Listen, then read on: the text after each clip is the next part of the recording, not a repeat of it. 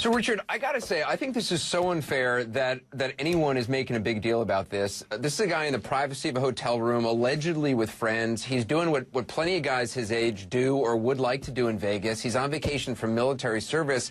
How are these photos being received in England?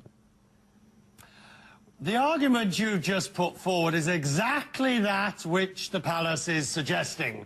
It was a private room and a private occasion. He was on a private holiday. Unfortunately, Anderson, this is the same man that less than 2 weeks ago stood in front of the world representing Her Majesty the Queen at the closing ceremony of the Olympic Games. And you can't have one without the other, so the argument goes. Yes, he may be a 27-year-old enjoying high jinks, but surely he's had enough scandals, they say, and there's been enough in the history that he should have known better. And that's what the argument basically comes down to. He should have known better in his judgment, and the right to privacy. You choose. Well, the thing I always wonder in these cases is what jerk actually took these pictures and then sold them to tabloids. It's like the person who took that picture of Michael Phelps at a party years ago, apparently, you know, with what looked like a pot bong. I mean, these are people who are probably thrilled to be in the same room with Prince Harry, and then go and do something like this. I'd like to know the name of the person who took these pictures. You can't have your argument both ways, Anderson, on this one, and that's the point. What was Harry doing playing strip billiards or whatever it was? It was late at night, whatever.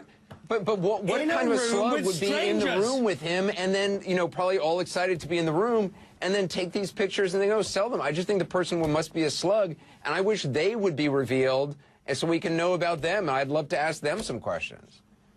Well, that's certainly an issue. That's one of the reasons why, extraordinarily, in the UK, those pictures that are not available. None of the major newspapers are showing them. Well, none of the newspapers are showing them. None of the television networks are showing them. There's a degree of self-censorship about this particular case.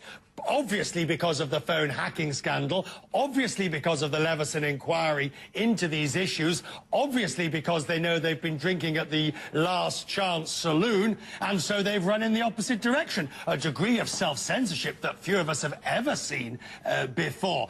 What is also being asked tonight is where was his security? What were the bodyguards, the official police bodyguards doing? Why hadn't they removed people's cell phones? Why didn't they intervene? Now, they say that's not their job. They say they have to build trust. They can't be the nannies and the watchguards as well as being the bodyguards. And that's where we stand tonight. A 27-year-old who now looks rather shamefaced, having revealed perhaps more than he ever intended, heading back to Britain, where no doubt there will be some stern words from Her Majesty and probably a few sniggers from everyone else. I just don't know what the guy has to be ashamed about. I think the person who took this picture probably has more to be ashamed of, frankly, and that's just my opinion. But has Prince Harry's image changed a lot due to his military service? Because, I mean, he did get in trouble over the years for a variety of things. What is the public perception of him these days? Oh, he's the rascal rogue that the nation loves. He is everything that William is now not. I mean, William is sensible and steadfast and married and heading towards kingship in the fullness of time. And Harry is the Princess Margaret of our generation. He is Prince Andrew. He is the one who's going to give us some cinnamon and spice in the royal family. And the beauty of it is, and this is where I probably shift my argument completely.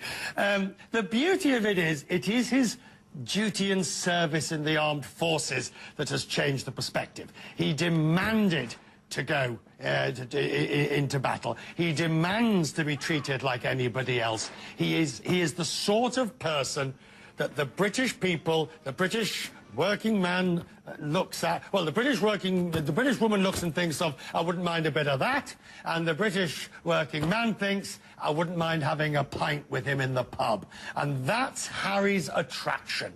He is a bit of everybody. And I think, what does this do? People just simply will, like with Princess Margaret, like with the others, they'll shrug, It's Harry.